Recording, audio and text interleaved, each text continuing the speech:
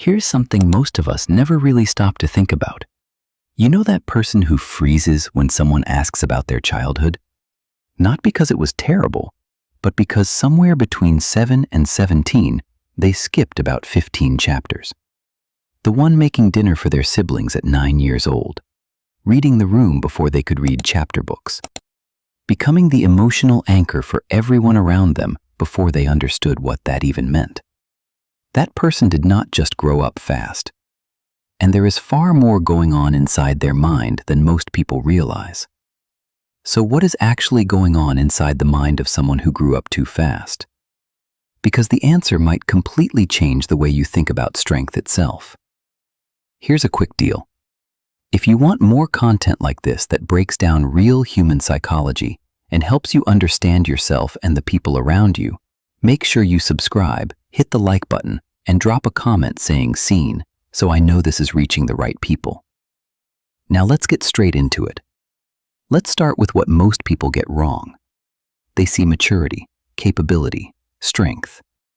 But that is not what is happening. Psychologists call it parentification, when a child takes on roles that should belong to adults. Dr. Lisa M. Hooper found that what looks like exceptional maturity in these children is not actually maturity at all. It is a survival adaptation. A child's nervous system learning to operate in crisis mode as its default setting. Here are 4 things consistently happening inside the mind of someone who grew up too fast. The first is hypervigilance as a default. You could sense your parents' mood the second they walked through the door. You anticipated needs before anyone voiced them. Not because you chose to, but because your nervous system learned that missing a signal had consequences. And that system is still running today. The second is struggling with simple things. They can handle the biggest life challenges with their eyes closed. It is the small things that break them. Asking for help, resting without guilt, being carefree. Those feel almost dangerous, because when you learned your needs always come second, you did not just learn a lesson. You built an entire operating system around it. The third is being needed feeling like love. You become the reliable one, the one everyone calls in a crisis.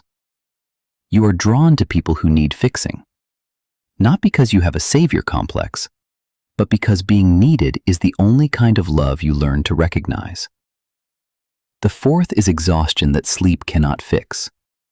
That bone-deep tiredness is not weakness. That is what happens when your nervous system has been in overdrive since elementary school. Your body never learned what true rest feels like because rest was never safe. And maybe that is the most thought-provoking insight of all. That child did an incredible job. Resourceful, strong, brave beyond measure. But they can rest now. You are not a human doing. You are a human being. And being is enough.